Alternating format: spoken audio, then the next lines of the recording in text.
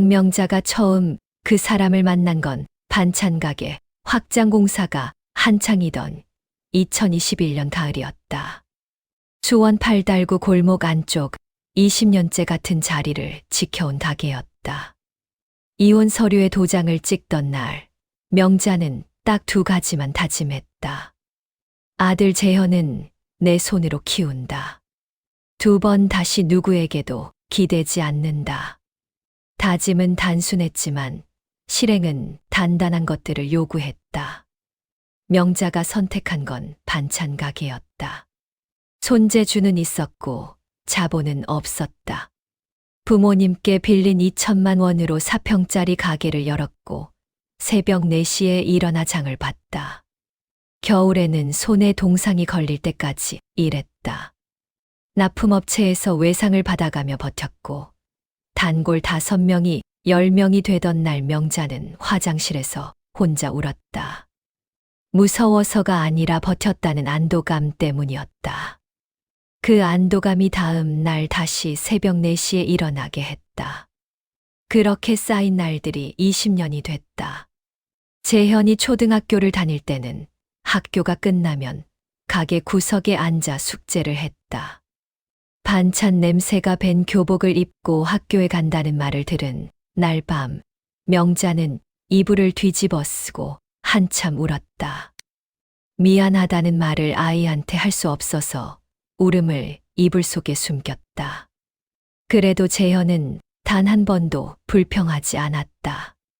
오히려 방학이 되면 일찍 나와서 가게 청소를 도왔다.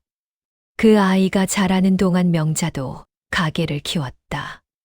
재현이 고등학교에 들어갈 때 직원이 1명 생겼고 재현이 대학을 졸업할 때는 2이 됐다.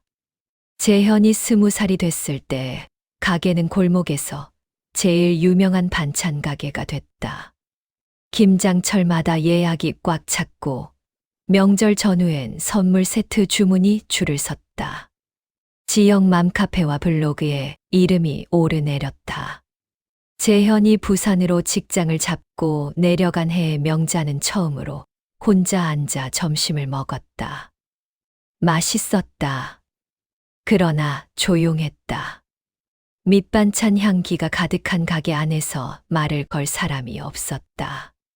처음에는 이 고요함이 편하다고 생각했다. 20년을 버텨온 사람이 혼자 있는 시간을 두려워할 리 없다고. 그런데 시간이 지날수록 점심 식사가 길어졌다. 밥그릇을 앞에 두고 가게를 멍하니 바라보는 시간이 늘었다. 냉장고 돌아가는 소리, 골목 자전거 소리, 멀리서 들리는 아이들 목소리. 그 소리들이 예전에는 배경이었는데 이제는 하나하나 들렸다. 그게 외로움이라는 걸 명자는 알고 있었지만 그 이름을 소리 내어 부르지 않으려 했다. 그 무렵 옆 가게가 비었다. 20년째 분식집을 하던 친구가 무릎이 나빠져 문을 닫은 것이었다. 빈 간판을 보면서 명자는 아무 생각이 없었다. 그러다 단골 손님 1명이 슬쩍 말했다. 사장님, 여기다 도시락 코너 만들면 어때요? 직장인들 많은 동네라 잘 될 것 같은데. 명자는 웃고 넘겼다. 그런데 그 말이 자꾸 남았다. 어느 날 새벽 잠에서 깼더니 도시락 메뉴 구성이 저절로 머릿속에 그려지고 있었다. 현미밥, 닭갈비, 시금치 무침, 단호박조림. 명자는 그날 오전 건물주에게 전화를 걸었다. 계약 연장과 동시에 옆 공간을 합쳐 확장하기로 했다. 확장 공사가 시작되면서 식자재 납품업체를 바꿨다. 물량이 늘었으니 단가를 새로 협상해야 했고 냉장 물류 조건도 맞는 곳이 필요했다. 견적을 받은 업체가 셋이었는데 그중 한 곳에서 영업사원을 보내왔다. 그 사람이 이광수였다. 첫인상은 단정했다. 나이는 54세라고 했다.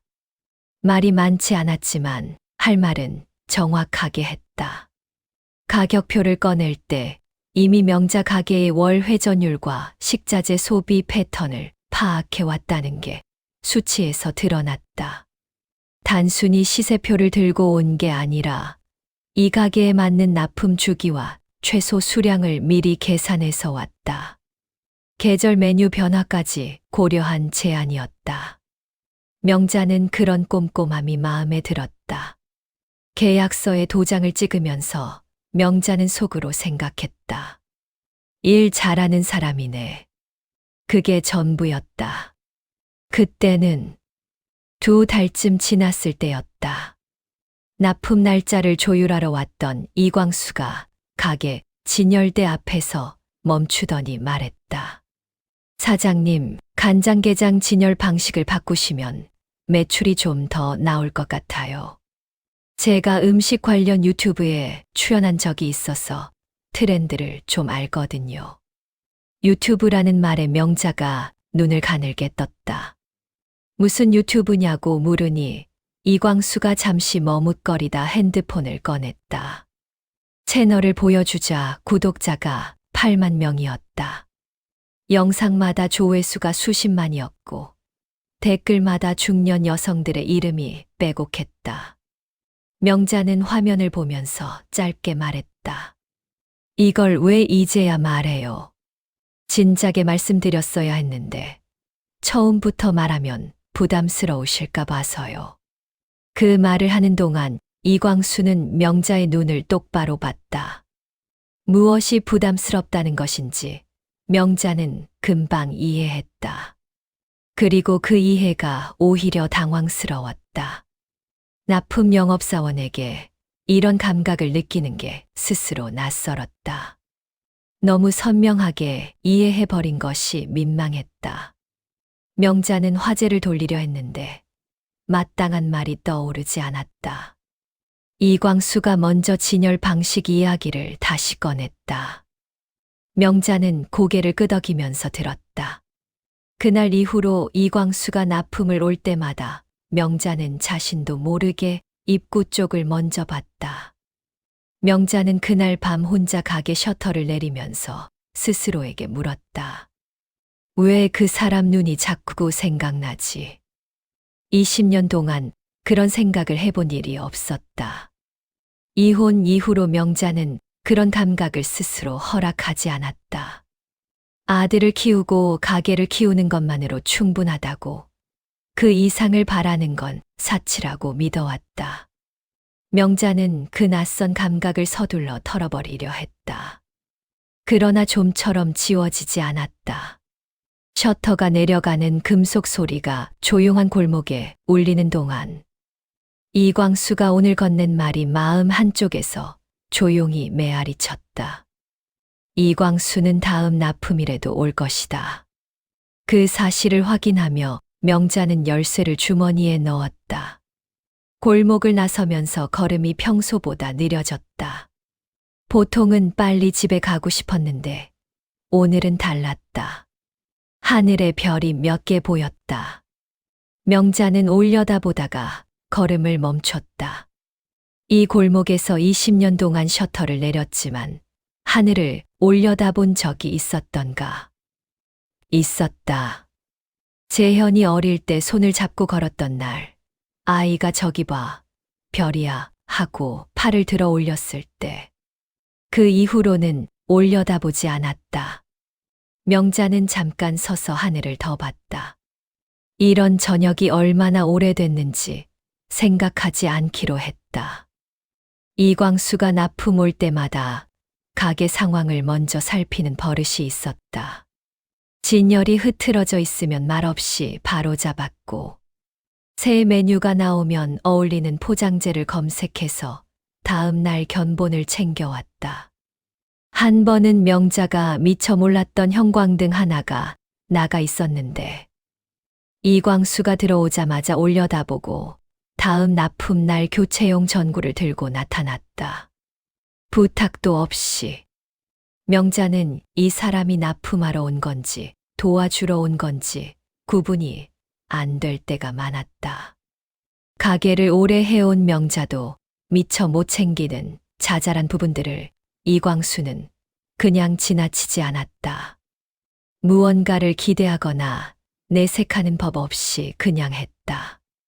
그 조용함이 명자에게 편하게 느껴졌다. 가게를 20년 해오면서 납품업체 직원을 많이 만났지만 이런 사람은 처음이었다.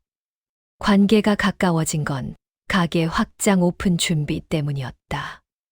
도시락 코너를 새로 열면서 냉장 설비부터 포장재, 식자재 단가까지 새로 결정해야 할 것들이 한꺼번에 쏟아졌다. 이광수가 그 과정에 자연스럽게 끼어든 건 그가 업계 사람이기 때문이기도 했지만 명자가 어렵다는 내색을 할 때마다 먼저 나서서 자료를 찾아온 것이 더 컸다. 같이 있는 시간이 길어지다 보니 밥도 같이 먹게 됐고 밥을 먹다 보니 이야기가 나왔다. 이광수는 먼저 자기 이야기를 꺼냈다. 결혼은 못했다고, 일이 좋아서 때를 놓쳤다고. 고백이 아니라 그냥 사실을 말하는 투였다. 명자는 그 말에 특별한 반응을 하지 않았다. 그러나 이상하게 그 말이 마음속 어딘가에 조용히 자리를 잡았다. 집으로 돌아가는 버스 안에서도 그 말이 한 번 더 떠올랐다. 오픈 당일 저녁 퇴근 후 혼자 계산서를 정리하고 있는데 이광수에게서 문자가 왔다. 수고하셨습니다. 오늘 같은 날 혼자 있으면 서운하죠. 딱 그 두 줄이었다. 명자는 한참 그 문자를 봤다. 서운하다는 말이 맞았다. 재현은 부산에 있었고 직원들은 퇴근했고 가게 안에 혼자였다. 오픈이라는 큰 일을 치른 날인데 축하해주는 사람이 없었다. 그 서운함을 이 사람이 이미 알고 있다는 사실이 불편했다. 명자는 오래 그 문자를 보다가 핸드폰을 뒤집었다. 그 불편함이 왜 생기는지 명자는 이유를 이미 알고 있었지만 인정하려 들지 않았다. 인정하는 순간 무언가가 시작될 것 같았고 그것이 두려웠다. 이광수가 마음을 고백한 건 오픈하고 2달이 지났을 때였다. 퇴근 시간에 맞춰 가게 앞에 나타나서 짧게 말했다. 저 사장님이 좋습니다. 오래 생각했어요. 말하는 내내 표정이 진지했고 시선이 흔들리지 않았다. 명자는 그 자리에서 아무 말도 못했다. 집에 돌아와 재현에게 전화를 했다. 아들은 웃으면서 말했다. 엄마 50 넘어서 뭘 그렇게 어렵게 생각해. 좋으면 만나봐. 명자는 전화를 끊고 오래 창문을 봤다. 결국 만나기 시작했다. 2022년 3월이었다. 봄이었다. 같이 있으면 편했다. 이광수는 명자가 무언가에 화가 나기 시작하면 그게 터지기 전에 먼저 분위기를 바꿨다. 언성을 높이는 일이 단 한 번도 없었고 늘 먼저 양보했다. 명자가 오랫동안 홀로 생활하면서 굳어진 예민함을 이광수는 한 번도 탓하지 않았다. 가게에서 힘든 일이 생기면 퇴근 후에 전화를 해서 조용히 들어줬다. 특별한 해결책을 제시하는 게 아니라 그냥 들어주는 것뿐인데 명자에게는 그게 낯설고도 좋았다. 혼자 살면서 쌓인 말들이 어딘가로 흘러가는 것 같았다. 감정을 쏟아놓고 나면 이상하게 가벼워졌다. 이광수 옆에 있으면 그런 일이 생겼다. 2년이 그렇게 흘렀다. 2023년 봄, 이광수가 결혼 이야기를 먼저 꺼냈다. 우리 이제 결혼하면 좋지 않을까? 명자가 물었다. 그런 이유 말고 나랑 결혼하고 싶은 거야? 이광수가 잠깐 당황한 표정을 지었다가 이내 웃으면서 말했다. 당연하지. 그게 다 거기 들어있는 거 아니야. 그 잠깐의 당황. 나중에 돌이켜보면 그 순간이 이상했다. 나와 결혼하고 싶냐는 질문에 잠깐 멈췄다는 것. 하지만 그때는 그냥 넘어갔다. 이광수가 웃으면서 대답하는 얼굴을 보면서 명자도 웃었다. 이광수가 처음 친정에 인사를 왔다. 어머니는 첫눈에 마음에 들어 하셨다. 부드럽고 싹싹하다고, 딸이 잘 고른 것 같다고 하셨다. 식사가 끝나고 이광수가 집 구경을 하자고 했다. 명자는 어색했지만 어머니가 흔쾌히 허락하셨다. 이광수가 방마다 하나하나 둘러보더니 안방 문 앞에서 멈추지 않고 그냥 문을 열어버렸다. 명자가 황급히 따라 들어갔을 때 어머니 얼굴에는 내색하지 않으려는 불편함이 역력했다. 어른 방을 허락도 없이 들어서는 일은 아무리 친해도 예의가 아니었다. 나중에 헤어지기 전 이광수가 화장실에 간 사이 어머니가 조용히 말씀하셨다. 집에 처음 온 사람이 안방을 저렇게 들어가는 건 예의가 아니지. 성실하고 착해 보이는데 그 부분은 좀 이상하더라. 명자는 웃으면서 넘겼다.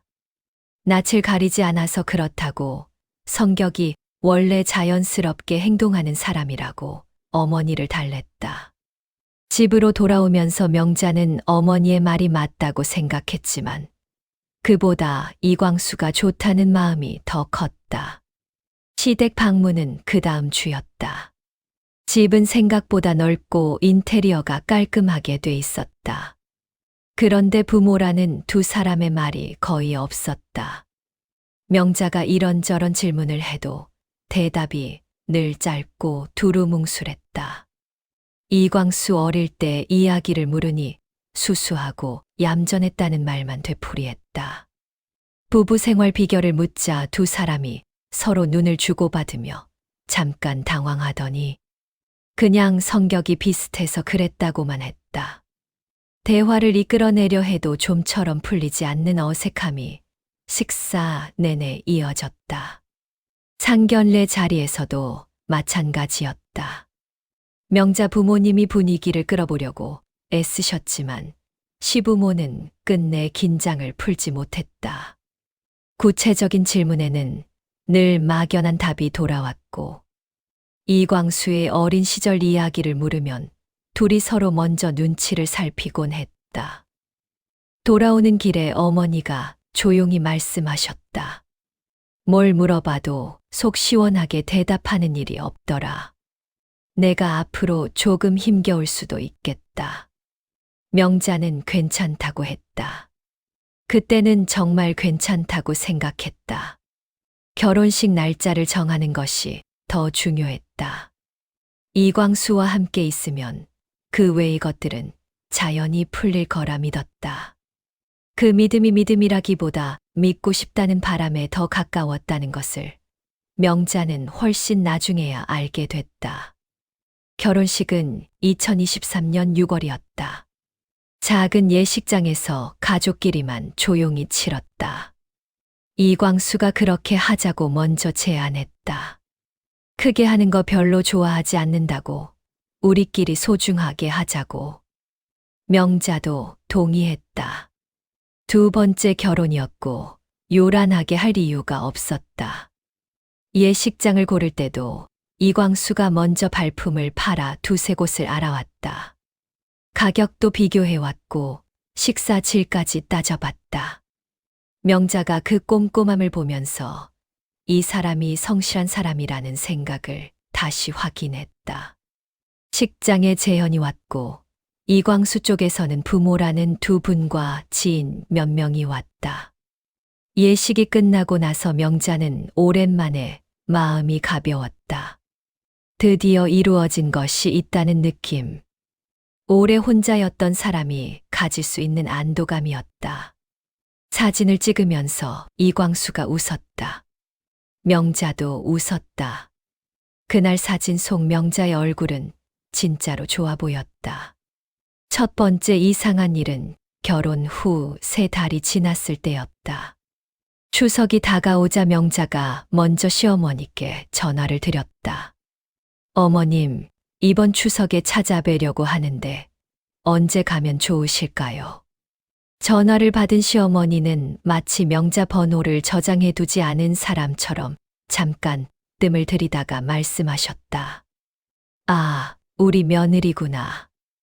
아니, 안 와도 된다. 명절에 굳이 왜 와? 우린 그런 가족 아니야. 요즘 며느리들 그렇게 챙기고 그러는 분위기도 아니잖아. 그냥 둘이 쉬어라. 목소리에는 무뚝뚝함도 온기도 없었다. 단지 거절만 있었다. 명자는 예의 바르게 인사를 드리고 전화를 끊었지만 그 뒤로 한동안 창밖을 봤다. 무언가를 놓쳐버린 것 같은 느낌이었다. 명자는 이광수에게 말하자 그도 같은 말을 했다. 우리 집은 완전 개인주의야. 각자 생활하는 게 습관이 된 집이라서. 처음엔 낯설겠지만 적응되면 편할 거야. 오히려 이 행사 저 행사 불려 다니는 집보다 낫지 않아. 친구들한테 이야기했더니 하나같이 부러워했다. 시어머니가 오지 말라는 집이 어딨냐고. 명자는 고개를 끄덕이면서도 마음 한켠에서 이유를 알 수 없는 이상함이 거치질 않았다. 부러워할 만한 일인데 왜 이렇게 어색한지 스스로도 설명이 안 됐다. 연락이 없는 게 편해서가 아니라 처음부터 연락하고 싶지 않은 것처럼 느껴졌기 때문이었다. 상견례 때도 그랬고 결혼식 때도 그랬다. 그 두 분이 내내 불편해 보였다는 것이 지금도 걸렸다. 명자는 그냥 내성적인 질이겠거니 하고 넘겼다. 아이 이야기는 결혼 2달째에 나왔다. 명자가 먼저 꺼냈다. 우리 아이는 언제쯤 가질까? 이광수의 표정이 묘하게 굳었다가 돌아왔다. 솔직히 말하면 나는 아이 별로 생각 없어. 귀여운 건 알지. 그런데 키우는 건 다른 문제야. 명자는 그 말을 듣고 자리에서 일어나고 싶었다. 이광수는 연애할 때 동네 아이들을 만나면 먼저 쪼그려 앉아서 눈을 맞추던 사람이었다. 울음을 금방 멈추게 했고 아이들이 다가오면 귀찮아하는 기색이 없었다. 장난감 가게 앞에서 같이 멈춰서서 진지하게 들여다보기도 했다. 그래서 명자는 당연히 아이를 좋아하는 사람인 줄 알았다. 그 장면들이 연애 내내 쌓여 있었다. 지금 이 말이 그 장면들과 맞지 않았다. 맞지 않는 이유가 있었다. 이광수에게는 이미 아이가 있었기 때문이었다. 그 사실을 명자가 알게 된 건 훨씬 나중이었다. 나한테 아이가 그렇게 중요한 문제였으면 먼저 말해줬어야 하는 거 아니야. 명자가 그렇게 말했다. 이광수는 잠시 생각하다가 대답했다. 안 된다는 뜻은 아니야. 다만 적어도 3년은 우리 둘만의 시간을 갖고 싶어. 아이가 생기면 지금처럼 자유롭게 못 하잖아. 긴 대화 끝에 합의가 됐다. 결혼 3년 차부터 아이를 갖기 위한 준비를 시작하기로. 명자는 이 합의가 마음에 걸렸지만 관계를 지키고 싶었다. 이광수가 나중엔 마음이 바뀔 수도 있다고 생각했다. 3년이면 긴 시간이니까. 그 사이에 충분히 달라질 수 있다고. 명자는 그 합의를 받아들였다. 받아들이면서 무언가를 포기한 느낌이 있었지만 명자는 그 느낌을 이름 붙이지 않았다. 그런데 그 합의가 이루어진 날부터 이광수의 씀씀이가 달라졌다. 아이 생기면 못한다는 말을 입에 달고 살며 고급 오마카세, 호텔 스파, 해외여행을 끊임없이 추진했다. 한 달에 2번씩 비싼 식당을 예약했고 해외여행은 1년에 3번이나 됐다. 명자는 아이 적금을 먼저 모아두자고 했지만 이광수는 번번이 흘려들었다. 어차피 돈은 있는데 뭘 지금부터 모아. 태어나고 나서 해도 늦지 않아. 그럴 때마다 명자는 말을 삼켰다. 이광수가 쓰는 돈의 출처를 따져보지 않았다. 둘의 수입을 합하면 충분하고 이광수는 그렇게 사는 사람이려니 했다. 거기서 더 캐묻는 건 의심하는 것처럼 보일 것 같았다. 그 돈이 실제로 어디서 왔는지, 이광수의 수입이 정확히 얼마인지 명자는 한 번도 제대로 확인한 적이 없었다. 통장을 같이 쓰지 않는 구조였다. 이광수가 먼저 그렇게 제안했었다. 이광수가 아이 생기면 못한다는 말을 할 때마다 명자는 눈치채지 못했다. 그 말이 명자에 대한 배려가 아니라 전혀 다른 이유에서 나온다는 것을. 3년이라는 유예의 기간이 왜 필요한지, 그 3년 동안 이광수가 실제로 무엇을 준비하고 있는지. 명자는 그냥 이광수가 자유를 좋아하는 사람이라고, 조금 이기적인 면이 있지만 그것도 이광수의 일부라고 받아들였다. 사람마다 다른 거라고, 이건 성격 차이라고. 명자는 불편함을 이해로 덮었다. 합의를 했으니 됐다고 생각했다. 그 합의가 실제로 지켜질지 여부는 확인하지 않았다. 결혼 2년이 되던 해 가을, 명자는 어느 날 가게를 닫고 나오면서 스스로에게 물었다. 나는 지금 행복한가? 선뜻 대답이 나오지 않았다. 이광수가 싫은 것도 아니었다. 불편한 것도 없었다. 그런데 무언가 빠진 것 같은데 그게 무엇인지 잡히지 않았다. 시어머니가 추석 이후로도 연락 한 번 없는 것, 아이 이야기가 다시 나올 기미가 없는 것, 이광수의 씀씀이가 어디서 오는 건지 확인해 본 적 없는 것.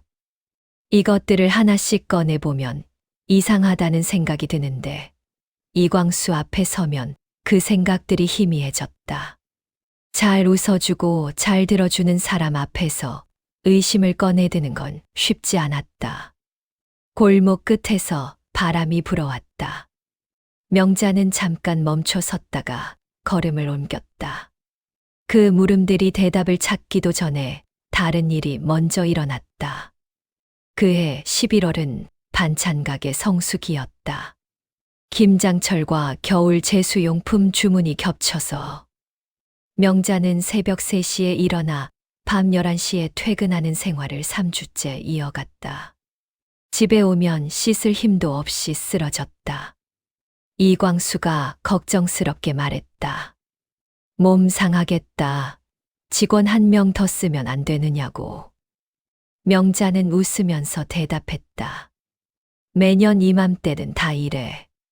한 달만 버티면 돼. 이광수는 그 기간에 늦게까지 가게에 남아 설거지를 돕기도 했다. 무거운 반찬통을 들어주고 마감 청소를 같이 했다. 마감 후에는 편의점에서 따뜻한 음료를 사와서 명자 손에 쥐어주기도 했다. 순자가 이광수를 볼 때마다 사장님 복이 많으시다고 했다.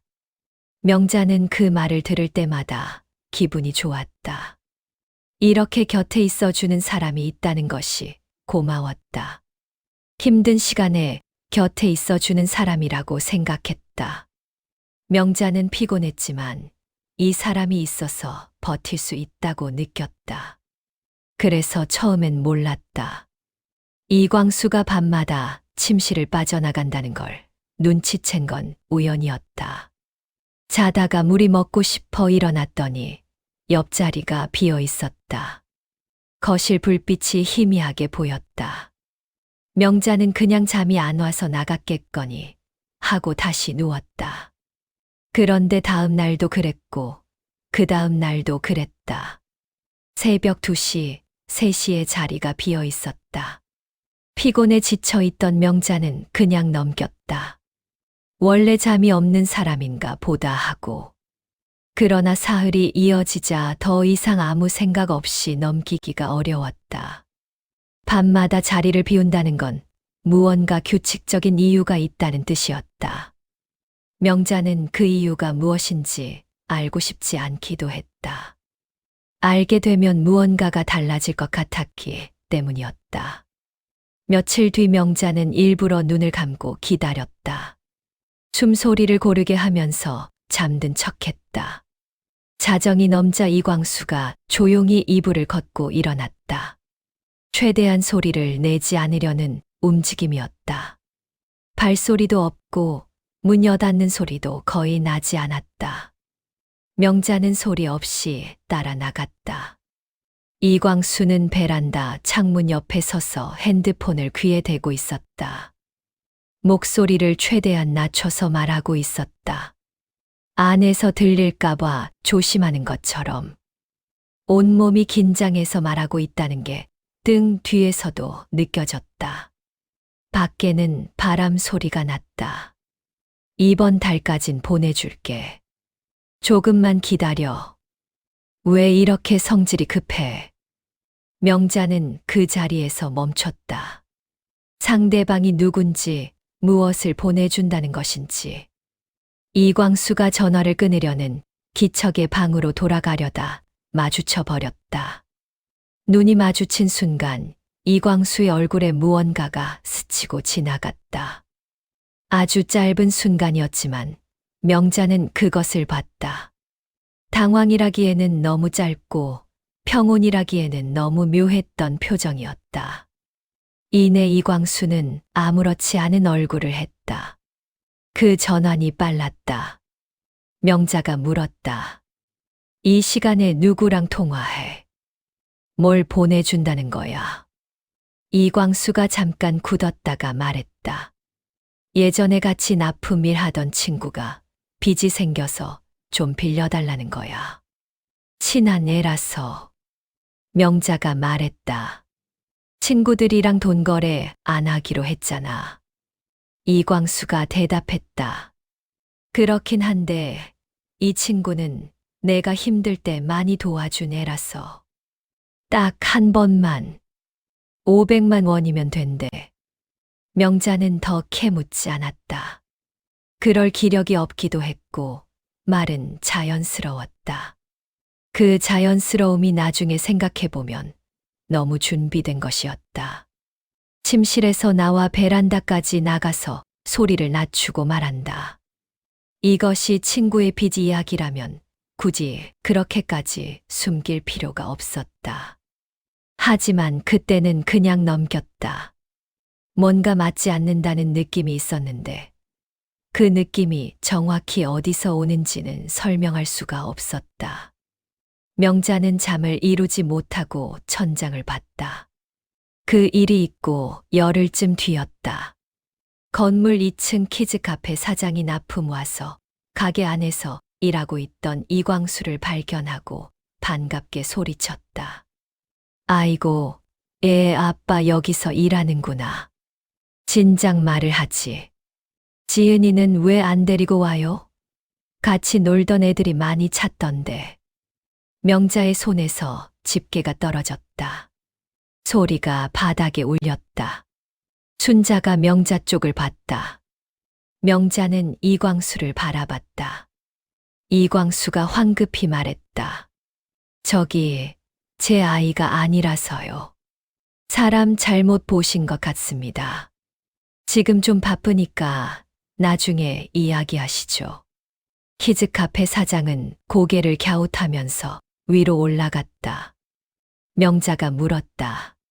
저게 지금 무슨 소리야? 이광수의 대답은 막힘이 없었다. 사촌 누나 아들을 가끔 맡아줬어. 누나가 혼자 사는데 일 나갈 때 내가 데리러 다녔거든.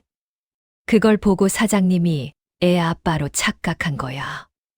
가만히 두니까 그냥 그렇게 알고 있는 것 같아서 정정 안 했어. 어차피 자주 올 것도 아니라서. 이광수는 그 말을 하면서 한 번도 시선을 피하지 않았다. 목소리에 흔들림도 없었다. 막힘없이 나오는 설명이 오히려 이상할 정도였다. 이름도 맞았다. 지은이. 명자는 그 말을 들으면서 눈을 이광수에게서 떼지 않았다. 거짓말을 하고 있다는 증거는 없었다. 설명도 됐다. 사촌 누나 아이를 봐줄 수 있는 사람은 있을 수 있다. 그러나 새벽 통화와 키즈카페 사장의 발언이 머릿속에서 겹치는 순간 무언가가 조금씩 어긋나고 있다는 느낌은 그날부터 명자의 가슴 한켠에 자리를 잡았다. 하나하나는 설명이 됐다. 그런데 전부를 이어보면 맞지 않는 조각이 있었다. 이 찜찜함을 꺼내서 이광수에게 직접 확인하는 방법이 있었다. 하지만 명자는 그렇게 하지 않았다. 그 확인이 불편한 답을 가져올 수 있다는 걸 어딘가에서 이미 알고 있었기 때문이었다. 명자는 그 찜찜함을 피로 탓으로 돌리고 덮어두었다. 그해 12월이 됐다. 결혼 3주년까지 이제 6개월이 남아 있었다. 이광수가 어느 날 저녁밥을 먹다가 말했다. 여보, 3주년은 제대로 된 여행 가자. 비행기표랑 숙소 다 내가 알아볼게. 당신을 위해서. 명자는 고맙다고 했다. 이광수가 웃었다. 그 웃음은 변함이 없었다. 어디를 생각하느냐고 물었더니 이광수가 강원도 쪽이 좋을 것 같다고 했다. 산이 있는 곳, 조용한 곳, 단둘이 가기 좋은 곳. 명자는 그 말을 들으면서 왜인지 모르게 마음이 편하지 않았다. 당신을 위해서라는 말이 이상하게 들렸다. 성숙이 피로 탓이라고, 이제 조금만 더 쉬면 괜찮아질 거라고 스스로를 달랬다. 3주년 여행이라는 말이 좋게 들려야 하는데 왜 그 말이 마음속에 안착하지 않는지 명자는 그 이유를 그때는 알지 못했다. 이광수가 준비한 여행지는 강원도 평창이었다. 산 중턱에 있는 나무 펜션으로 마당 너머로 바로 산이 이어지는 조용한 곳이었다. 일정표를 보여주면서 이광수가 말했다. 첫날은 래프팅, 둘째 날은 트레킹. 아이 생기면 이런 거 못 하잖아. 이번 기회에 제대로 하자. 명자는 일정표를 보면서 피로가 먼저 왔다. 60을 바라보는 나이에 래프팅이라니. 하지만 말하지 않았다. 이광수가 처음으로 여행을 직접 다 준비했다는 게 고마웠고 이번만큼은 맞춰주고 싶었다. 여행을 앞두고 가게를 김순자에게 맡기면서 재현에게 전화를 걸었다. 재현은 재미있게 다녀오라고 사진 많이 찍어 보내라고 했다. 명자는 웃으면서 전화를 끊었다. 잘 다녀오겠다고 했다. 그 말이 가볍게 나왔다. 2024년 10월 5일 두 사람은 평창으로 출발했다. 고속도로를 달리는 내내 이광수는 기분이 좋아 보였다. 라디오 볼륨을 높이고 콧노래를 흥얼거렸다. 명자는 창밖으로 스쳐 지나가는 단풍을 봤다. 가을산이 붉고 노랗게 물들어 있었다. 이렇게 함께 달리는 게 나쁘지 않다. 명자는 속으로 생각했다. 요즘 느꼈던 불안한 감각들을 너무 과하게 받아들인 것일 수도 있다. 이광수가 옆에서 즐겁게 달리고 있는 걸 보면서 명자는 마음을 조금 풀었다. 평창까지는 2시간 남짓 걸렸다. 가는 길에 이광수가 휴게소에 들러 명자가 좋아하는 호두 과자를 사왔다. 그런 것들이 아직도 자연스럽게 나왔다. 산길을 올라가면서 공기가 달라졌다. 서울보다 차가웠고 맑았다. 명자는 창문을 조금 열었다. 가을 냄새가 들어왔다. 이런 여행을 더 자주 오면 좋겠다고 생각했다. 그런 생각이 나왔다. 펜션 주인이 체크인하면서 안내를 했다. 산책로가 2개 있는데 하나는 낮에만 다니시고 야간에는 이쪽 길만 이용하세요. 이광수가 웃으면서 알겠다고 했다. 명자는 그 말을 흘려들었다. 짐을 풀면서 방 안을 둘러봤다. 나무 냄새가 났고 창밖으로 산이 보였다. 밤에는 조용할 것 같았다. 서울에서는 들을 수 없는 소리들이 들릴 것 같았다. 내일 래프팅이 걱정됐지만 일단 잠이나 자야겠다고 생각했다. 이광수가 짐을 정리해주면서 내일 일찍 출발해야 한다고 했다. 명자는 고개를 끄덕였다. 래프팅은 생각보다 괜찮았다. 물이 차가웠지만 짜릿했다. 이광수도 오랜만에 크게 웃었다. 명자는 그 웃음을 보면서 한동안 잊고 있었던 가벼움을 느꼈다. 이 사람이랑 이렇게 웃을 수 있다. 오랜만이었다. 강물이 빠른 구간에서 명자가 소리를 질렀고 이광수가 뒤에서 어깨를 잡아줬다. 그 손이 자연스러웠다. 물에 젖은 채로 강둑에 앉아서 두 사람이 한참 웃었다. 오늘 하루만큼은 아무 걱정도 없는 것 같았다. 나쁘지 않은 하루였다. 래프팅 끝나고 음식점에서 닭갈비를 먹었는데 명자는 그날 처음으로 많이 먹었다. 이광수가 먹으라고 채워주면서 이번 여행은 잘 쉬다 가자고 했다. 그 말이 그 순간에는 그냥 다정하게 들렸다. 저녁에 펜션 마당에서 고기를 구워 먹으면서 막걸리를 몇 잔 했다. 지는 해가 산을 붉게 물들이는 걸 보면서 명자는 생각했다. 이 사람과 이렇게 앉아 있는 게 좋다. 그러니까 됐다. 결혼 3주년이 이렇게 흘러가면 충분하다. 막걸리가 들어가면서 몸이 따뜻해졌다. 이광수가 마당 화로 앞에서 고기를 뒤집으면서 이런저런 이야기를 했다. 오래된 납품처 이야기, 가게가 확장된 뒤 달라진 것들, 재현이 부산에서 잘 지내는지. 명자는 반쯤 들으면서 하늘을 봤다. 별이 많았다. 서울에서는 보이지 않는 별들이었다. 이런 밤이 가끔은 필요하다. 명자는 그렇게 생각했다. 술자리가 끝날 무렵 이광수가 말했다. 산책하자. 저기 전망대 있어. 밤에 보면 더 예쁘다고 하더라. 명자가 주변을 둘러봤다. 어두웠다. 가로등이 없는 산길이었다. 펜션 주인이 야간에는 이 길만 이용하라고 했던 말이 잠깐 떠올랐다. 술도 마셨는데 좀 위험하지 않아? 이광수가 웃으면서 말했다. 아이고, 별것도 아닌 길을 가지고. 이런 때 아니면 언제 이런 데 와보겠어. 명자의 손을 잡아 끌었다. 명자는 발걸음을 옮기면서 발 아래를 봤다. 흘길이 좁아지면서 오른쪽으로 낭떠러지가 보였다. 발 아래가 얼마나 깊은지 보이지 않았다. 달빛마저 구름에 가려 있었다. 이광수가 앞으로 걸어가면서 명자의 손을 잡아당겼다. 발이 미끄러질 것 같았다. 불빛이 없었다. 나 여기 무서워. 돌아가자. 이광수가 계속 앞으로 걸으면서 말했다. 거의 다 왔어. 조금만 더. 명자가 잡은 손을 놓았다. 아니, 나 진짜 못 가겠어. 술 마신 데다 어두운데 절벽이잖아. 두 번째로 거절했다. 발이 떼어지지 않았다. 이광수가 멈췄다.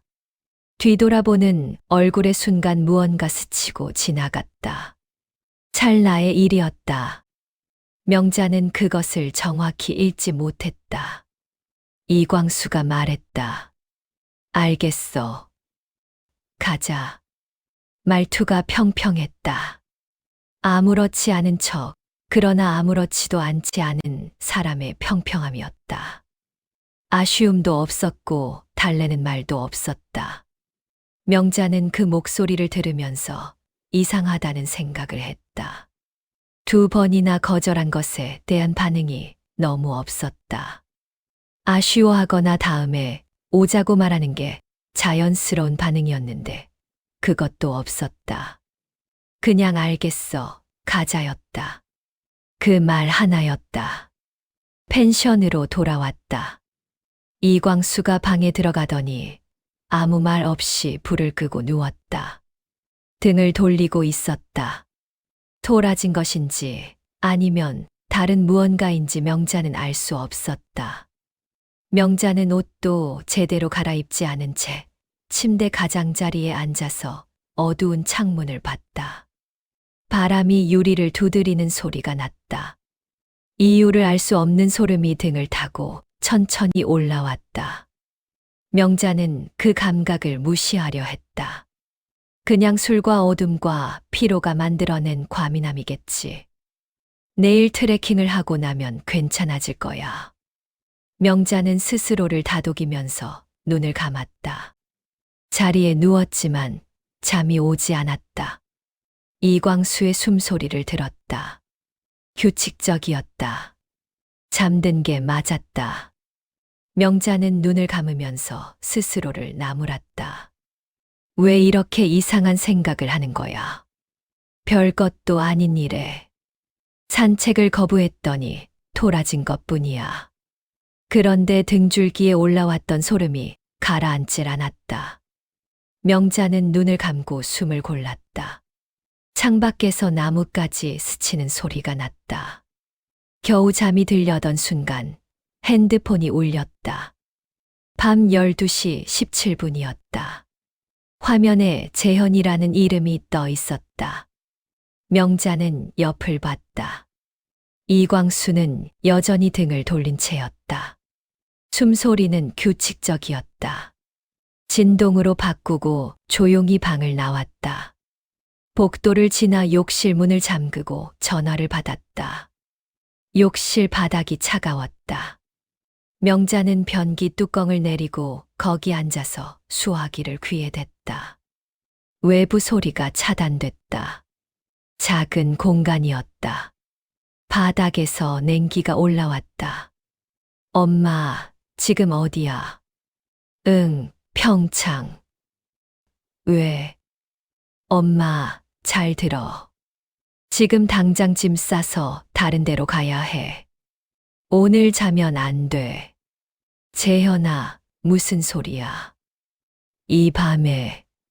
설명은 나중에 할게. 지금 내 말 믿고 일단 움직여. 군대 동기한테 연락이 왔는데 그 사람 김소연이라는 여자 이웃이야. 엄마, 이광수 씨 이혼 안 했어. 법적으로 아직 부부야. 명자의 귀에서 피가 빠져나가는 것 같았다. 딸도 있어. 지은이라는 애. 7살. 지금 당장 나와야 해. 빨리. 재현의 목소리가 떨리고 있었다. 명자는 한 박자 멈췄다가 전화를 끊었다. 7살. 키즈카페 사장이 지은이라고 불렀었다. 그 이름이 지금 연결됐다. 잠깐 욕실 바닥을 봤다. 손이 떨렸다. 생각을 멈췄다. 지금 여기서 이광수가 이혼을 안 했다는 사실을 이해하려 하면 움직이지 못할 것 같았다. 이광수가 얼마나 오래 거짓말을 했는지, 그 거짓말 안에 명자가 얼마나 깊이 들어와 있었는지, 2년의 연애, 1년의 결혼이 그 위에 쌓여 있었다. 키즈카페 사장의 말이 떠올랐다. 지은이. 그 이름이 지금 이 욕실에서 처음으로 사람의 이름으로 들렸다. 7살이라고 재현이 말했다. 이광수가 새벽에 전화를 하던 상대가 소연이었고 그 소연에게는 이광수의 딸이 있었다. 명자가 결혼한 그 기간 내내 이해는 나중에 해도 된다. 지금은 나가야 한다. 명자는 그 생각 하나만 붙잡았다. 오늘 밤 이광수가 절벽 쪽으로 끌었다는 사실이 다시 떠올랐다. 2번이나 거절했다. 명자는 일어섰다. 손을 얼굴로 가져가서 한 번 쓸어내렸다. 방으로 돌아왔다. 이광수의 숨소리는 여전히 규칙적이었다. 명자는 최대한 소리를 내지 않으면서 캐리어를 열었다. 옷을 개지 않고 그냥 넣었다. 손이 계속 떨렸다. 2번 옷을 떨어뜨렸다. 주울 때마다 이광수 쪽을 봤다. 움직임이 없었다. 명자는 숨을 참으면서 손을 놀렸다. 화장품 파우치, 충전기, 지갑, 신분증. 하나씩 챙길 때마다 시간이 느리게 흘렀다. 5초가 1분처럼 느껴졌다. 빠뜨린 게 있어도 괜찮다. 나중에 어떻게든 된다. 캐리어를 닫고 외투를 걸쳤다. 핸드백을 어깨에 걸고 문 앞에서 한 번 더 뒤를 봤다. 이광수는 등을 돌린 채였다. 그 넓은 등이 오늘 밤 처음 보는 것처럼 낯설게 보였다. 명자는 시선을 끊고 문을 열었다. 차가운 산 공기가 얼굴로 들어왔다. 펜션 마당을 지나 입구 쪽으로 걸었다. 캐리어 바퀴가 자갈에 닿으면서 소리가 났다. 명자는 캐리어를 들어 올려 품에 안듯 들고 걸었다. 팔이 떨렸지만 멈추지 않았다. 펜션 정문을 나서자마자 캐리어를 내려놓고 걸음을 빠르게 했다. 어두운 산길을 혼자 내려가는데 조금 전까지 자신을 이끌어 가려 했던 그 절벽 방향이 어딘가에 있다는 생각이 스쳤다. 명자는 시선을 발 앞에만 고정하고 걸었다. 뒤를 돌아보지 않았다. 숨이 찼다. 가파른 구간에서는 캐리어를 옆으로 끌고 한 발 한 발 내디뎠다. 발이 미끄러질 것 같은 구간도 있었다. 그냥 걸었다. 몸이 움직이고 있다는 것이 다였다. 이광수가 방에서 나왔을 수도 있다는 생각을 했다. 뒤에서 발소리가 들릴 것 같았다. 명자는 뒤를 돌아보지 않기로 했다. 돌아보면 걸음이 느려질 것 같았다. 산짐승 소리가 어디선가 들렸다. 명자는 그쪽을 보지 않았다. 산 아래 큰 길까지 내려가는데 20분이 걸렸다. 콜택시를 불렀다. 밤중에 산 아래 작은 도로에서 택시를 기다리는 시간이 길었다. 가로등이 하나 있었고 그 아래서 명자는 캐리어 손잡이를 잡고 서 있었다. 찬바람이 계속 불었다. 외투를 걸쳤지만 추웠다. 택시 불빛이 멀리서 보였을 때 명자는 그 불빛을 바라봤다. 기사가 어디 가시냐고 물었을 때 명자는 처음으로 숨을 내쉬었다. 평창시내요. 어디든. 택시가 출발했다. 명자는 뒷유리를 봤다. 펜션 불빛이 점점 작아졌다. 눈물이 났다. 왜 우는지 몰랐다. 무서워서인지 서러워서인지 아니면 그냥 몸이 먼저 반응하는 건지 알 수가 없었다. 재현이 말한 이야기가 계속 맴돌았다. 이혼 안 했어. 딸도 있어. 7살. 명자는 그 말들을 이해하려고 애쓰지 않았다. 시내에 닿는 것만 생각하기로 했다. 차창 밖으로 어두운 산길이 지나갔다. 가로등이 드문드문 나타났다. 이광수와 걸었던 그 절벽 방향 길이 떠올랐다. 발 아래가 얼마나 깊은지 보이지 않았던 그 길. 명자는 눈을 감았다. 기사가 앞을 보면서 달렸다. 명자는 손을 무릎 위에 올려놓고 가만히 있었다. 시내 편의점 앞에 내렸다. 새벽 1시가 넘어 있었다. 재현에게 문자를 보냈다. 나왔어. 명자는 플라스틱 의자를 하나 끌어당겨 앉았다. 형광등 불빛이 하얗게 쏟아지는 편의점 앞에서 떨리는 손을 무릎 위에 올려놓았다. 편의점 안에서 점원이 물건을 정리하는 소리가 났다. 안에는 따뜻한 불빛이 있었다. 명자는 들어가지 않았다. 캐리어가 옆에 있었다. 가져온 게 뭔지 제대로 확인하지 않았다. 중요한 건 나왔다는 사실이었다. 이광수에게서 문자가 왔다. 당신 어디야? 다시 문자가 왔다. 전화 받아. 명자는 읽고 핸드폰을 뒤집었다. 답장하지 않았다. 답할 말이 없었다. 이 남자와 주고받을 말이 이제 없었다. 날이 밝으면 서울로 올라가야 했다. 재현이 기다리고 있었다. 알아야 할 것들이 너무 많았다. 이광수가 언제부터 계획한 것인지, 어디까지 알고 있었는지, 저 여행이 처음부터 무엇을 위한 것이었는지. 재현이 언급한 보험 이야기는 아직 꺼내지도 않은 것들이었다. 더 있을 수 있었다. 명자는 그것들을 지금 하나씩 꺼내 생각하지 않기로 했다. 서울에 닿은 뒤에 생각하면 됐다. 명자는 양손을 맞잡고 앉아서 동쪽 하늘이 밝아오기를 기다렸다. 차가운 새벽 공기가 계속 들어왔고 명자는 그걸 그냥 맞았다. 먼 곳에서 새벽 첫차 소리가 들렸다. 명자는 그 소리를 들으면서 숨을 천천히 내쉬었다. 살아 있었다. 여기 있었다. 그것으로 지금은 충분했다. 서울에 도착한 건 다음 날 오전이었다. 재현이 명자의 집 앞에서 기다리고 있었다. 아들을 보자마자 눈물이 쏟아졌다. 재현이 아무 말 없이 명자의 어깨를 잡았다. 일 다 끝나고 나서 울어.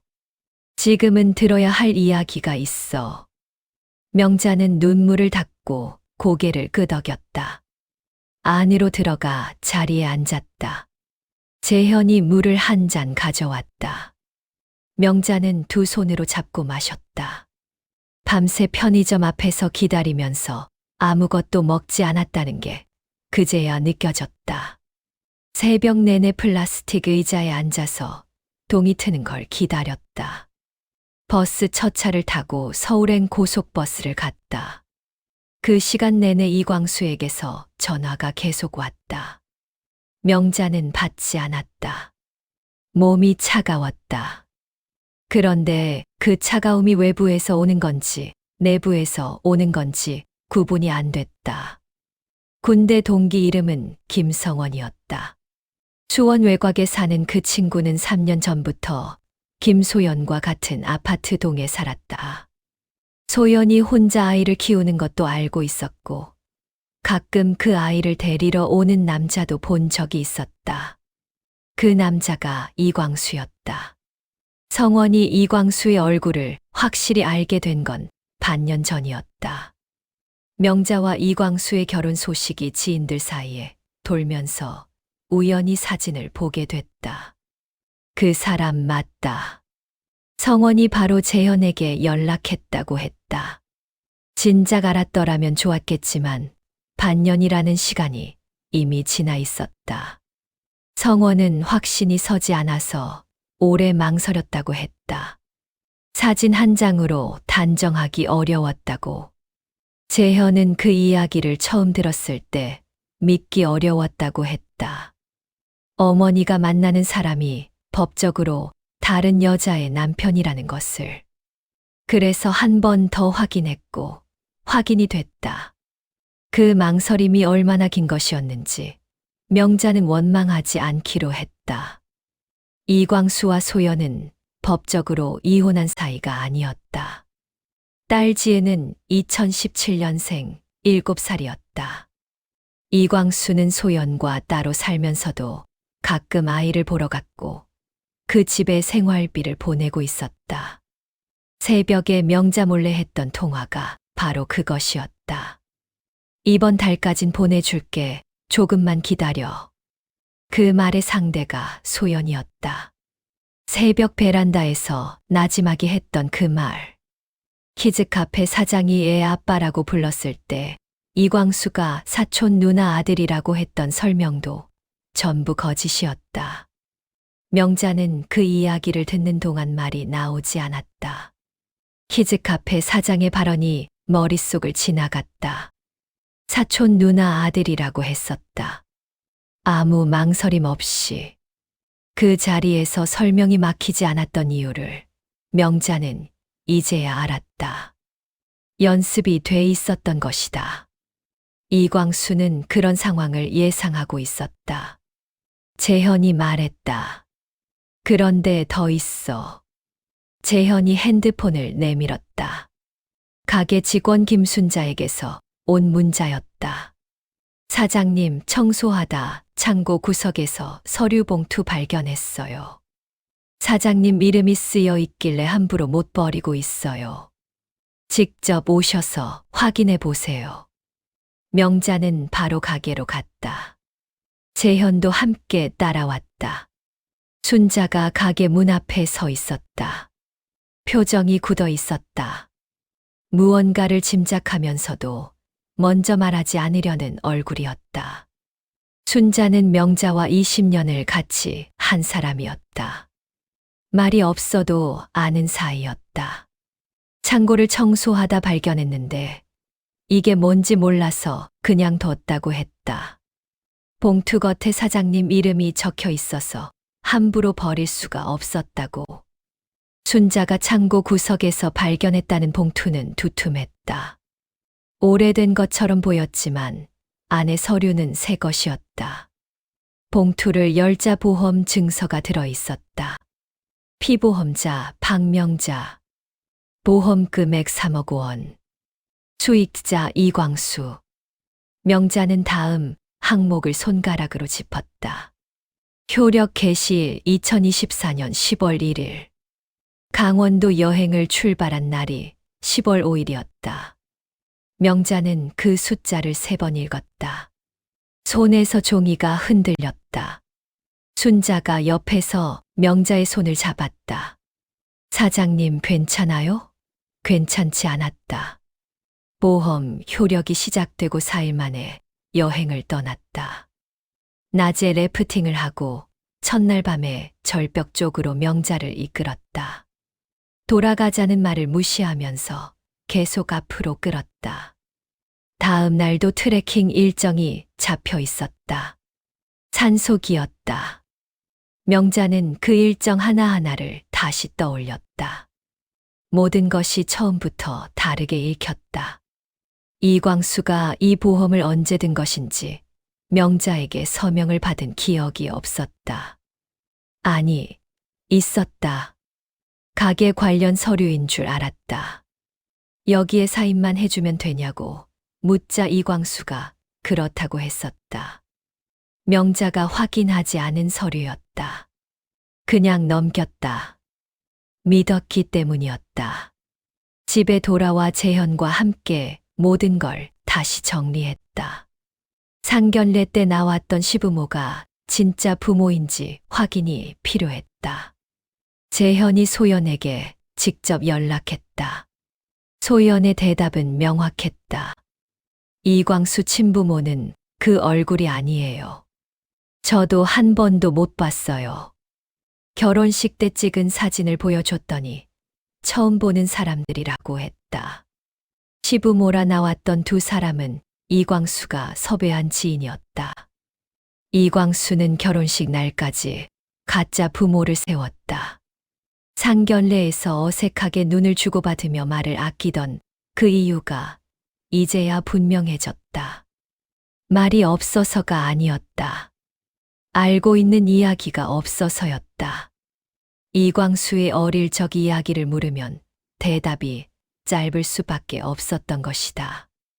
명자의 어머니가 불편하다고 했던 그 사람들이 처음부터 연극을 하고 있었던 것이다. 어머니의 귓속말이 맞았다. 그 말을 흘려들었던 명자 자신이 생각났다. 명자는 그날 밤 아무것도 먹지 못했다. 재현이 죽을 끓여서 가져왔지만 숟가락을 들지 못했다. 2년의 연애, 1년의 결혼 생활이 처음부터 설계된 것이었다는 생각이 명자를 짓눌렀다. 납품 영업사원으로 접근한 것도 먼저 고백한 것도, 결혼을 서두른 것도, 3억 원짜리 생명보험의 효력이 시작될 때까지 기다린 다음 강원도 산속으로 데려간 것도, 그 모든 장면이 처음부터 다르게 읽혔다. 명자 자신이 그 계획의 대상이었다는 것이. 이광수가 처음 납품을 왔을 때부터 지금까지의 모든 장면이 새로 이어졌다. 형광등 전구를 들고 왔던 날도, 오픈 당일 문자를 보냈던 날도, 명자는 그 장면들을 하나씩 넘겼다. 재현이 옆에 앉아 있었다. 밤이 길었다. 창밖에서 바람 소리가 났다. 아침이 되자 명자는 자리에서 일어났다. 가게 문을 열어야 할 시간이었다. 재현아, 변호사 연락처 알아봐줘. 형사 고소부터 시작해야 할 것 같아. 변호사를 만난 건 서울에 돌아온 지 사흘째 되던 날이었다. 재현이 알아본 변호사 사무실은 종로 쪽 작은 빌딩 안에 있었다. 명자는 혼자 들어갔다. 재현은 밖에서 기다리겠다고 했지만 명자가 같이 들어오라고 했다. 이 자리는 혼자 앉기엔 버거웠다. 변호사가 서류를 검토하면서 물었다. 보험 증서 원본 있으세요? 명자가 꺼냈다. 보험 사기 혐의를 위한 서류, 결혼 관련 서류, 현장에서 찍어둔 사진들을 테이블 위에 하나씩 올려놨다. 변호사가 잠시 서류를 들여다보다가 말했다. 증거가 충분하면 전부 성립 가능합니다. 지금 가진 것만으로도 출발은 됩니다. 그런데 이광수 전처의 협조가 있으면 훨씬 유리합니다. 명자는 말없이 고개를 끄덕였다. 이미 소연에게 연락할 생각을 하고 있었다. 변호사가 물었다. 감정적으로 괜찮으시겠어요? 명자가 대답했다. 해야 하니까 괜찮아야죠. 명자는 소연에게 다시 연락했다. 이번엔 직접 만났다. 수원 외곽 카페였다. 소연의 얼굴은 지쳐 있었다. 눈 아래 그늘이 짙었고 목소리가 낮았다. 딸 지은을 어린이집에 맡기고 나왔다고 했다. 이광수가 생활비를 보내면서 이 사실을 절대 외부에 말하지 말라고 했다고 했다. 매달 돈이 들어오니까 참고 있었다고. 지은이 학원도 보내야 하고 혼자서는 버티기 어려운 처지라서. 명자는 말을 끊지 않고 들었다. 소연이 이광수의 계획을 알고 가담한 것인지 아닌지는 알 수 없었다. 그러나 이 여자도 이광수에게 묶여 살고 있다는 것은 알 수 있었다. 소연이 말하는 내내 눈을 내리깔고 있었다. 죄책감인지 피로인지 명자는 구분하지 않기로 했다. 지금 필요한 건 판단이 아니라 증거였다. 다 듣고 나서 명자가 말했다. 당신이 이 계획을 같이 세운 건지 아닌지 나는 알 수가 없어요. 그런데 만약 아니라면 같이 당한 거예요. 당신이 증거를 넘겨주면 나는 당신을 공범으로 보지 않겠어요. 아이 생각도 하셔야죠. 이 남자가 앞으로도 그 아이 곁에 있길 원하세요? 소연이 오래 침묵했다. 카페 창밖으로 지나가는 차 소리가 들렸다. 소연이 핸드폰을 꺼냈다. 이광수와 주고받은 문자 전체였다. 생활비 이체 기록, 지은이 관련 내용, 그리고 명자에 대한 언급들. 소연이 핸드폰을 내밀면서 말했다. 복사해 가세요. 명자는 화면을 캡처했다. 카페를 나오면서 뒤돌아보지 않았다. 주차장에서 잠깐 멈춰 서서 숨을 내쉬었다. 쓸 수 있는 것들이 생겼다. 자료를 변호사에게 넘겼다. 재판은 6개월이 걸렸다. 이광수는 법정에서 처음에 버텼다. 변호사를 통해 살인 의도는 없었다. 그냥 산책이었다는 말을 반복했다. 명자가 법정 진술에서 절벽 산책로로 이끌렸던 그날 밤 이야기를 했다. 몇 번이나 돌아가자고 했는데도 계속 앞으로 끌었다는 것. 이광수의 얼굴에 잠깐 스쳐간 표정이 어땠는지. 술 마신 밤 가로등 없는 낭떠러지 앞에서 이광수가 처음에 그냥 산책이었다고 했지만 낮에 왜 같은 길을 미리 확인했는지 설명이 필요했다. 펜션 주인이 야간에는 그쪽 길을 피하라고 했는데도 그쪽으로 이끈 이유도. 방 청석이 조용해졌다. 재판장이 명자를 봤다. 명자는 시선을 내리지 않고 말을 이었다. 떨지 않으려 애썼고 거의 떨지 않았다. 재현이 방 청석 맨 앞줄에 앉아 있었다. 명자는 그쪽을 보지 않았다. 보험 증서의 효력 개시일이 결정타였다. 여행 출발 4일 전에 3억 원짜리 보험의 효력이 시작됐다. 수익자는 이광수 단독이었다.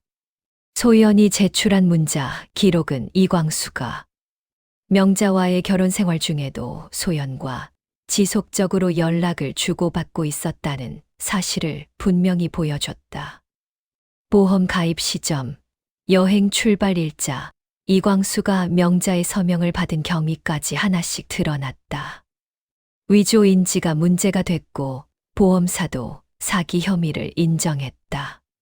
변호인도 더 이상 말을 잇지 못했다. 이광수가 법정에서 처음으로 시선을 내렸다.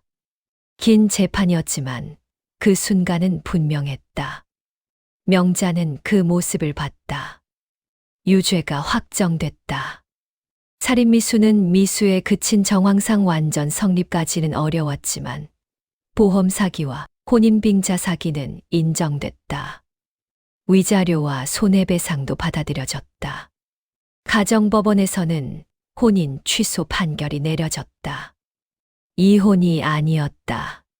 처음부터 없던 결혼이 됐다. 판결문에는 혼인 취소 사유가 조목조목 적혀 있었다. 명자는 그것을 한 줄씩 읽었다. 법원 복도에서 재현이 옆에 서 있었다. 아무 말도 하지 않았다. 말이 필요하지 않았다. 두 사람은 그 복도에서 나란히 서서 잠깐 있었다. 복도 창으로 오후 햇빛이 들어오고 있었다.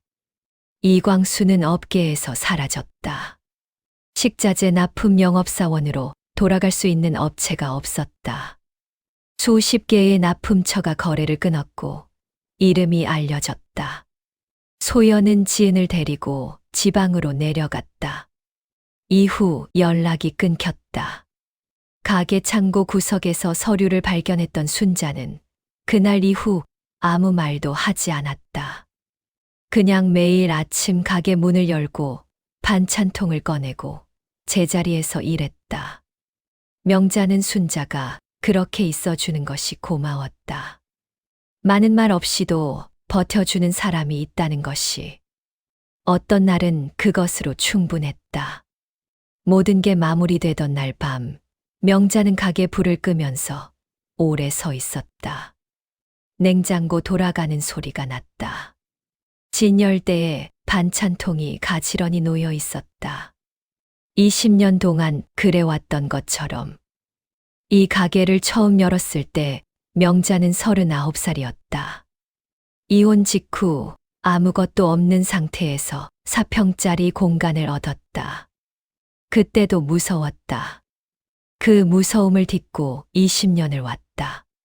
그 사이에 한 번 더 무너질 뻔했고 한 번 더 살아 돌아왔다. 이 가게가 있었기 때문이었다. 명자가 매일 문을 열고 닫아왔기 때문이었다. 재현이 가끔 전화를 해서 밥은 먹었냐고 물었다. 순자가 옆에서 일을 했다. 골목이 있었고 가게가 있었다. 명자는 어두운 가게 안에 잠시 더 서 있었다. 그것으로 오늘을 마쳤다.